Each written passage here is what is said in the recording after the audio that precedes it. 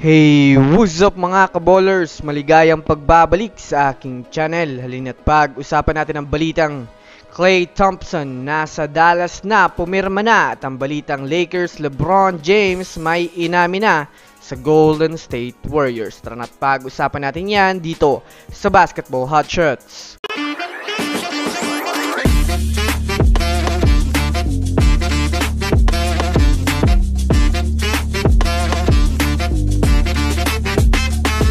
Una nga muna tayong dumako mga kaballers sa balita patungkol sa kupunan ng Los Angeles Lakers.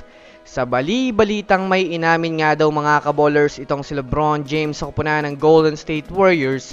Well, alam naman nga po natin mga kaballers na mainit pa rin ang usap-usapan hanggang ngayon na may pag-asa nga daw lumipat itong si LeBron James sa kupunan ng Golden State Warriors. Matatandaan nyo nga po last season mga kaballers na hindi nga po tinigilan ni Joe Lacob para anyayahan na lumipat na ito sa Warriors at ikampi kay Stephen Curry. Kung susumadayan nga natin mga kaballers, available na rin nga po si LeBron James ngayon ibigay o lumipat sa ibang kupunan. Pero ang pinakamatunog nga pong team dito mga kaballers ay itong team ng Golden State Warriors.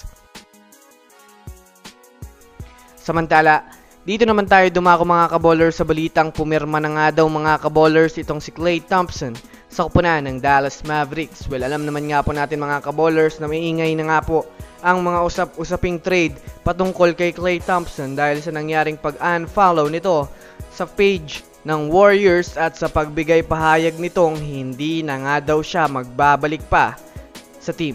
Sa katunayan mga kaballers, mayroon nga sa ngayong lumabas na panibagong balita na pumirma na nga daw si Klay Thompson sa kupunan ng Dallas Mavericks. Well, kung tutuusin mga kaballers, mainit na rin nga po sa social media na malabo na nga daw bumalik pa si Klay Thompson sa Warriors, lalo pat malinaw na rin nga po sa kanya mga kaballers na sobrang malayo na nga po siya sa laro niya sa Warriors. Ano ang masasabi nyo dyan mga kaballers? I-comment nyo na yan sa ibaba. So that's it for today's video mga kaballers. Yan lang ang ating pag-uusapan sa ngayon. Pindutin ang subscribe and hit nyo na rin ang notification bell para sa mga susunod na updates sa mundo ng basketball. Again, this is Basketball Hotshots. Thanks for watching.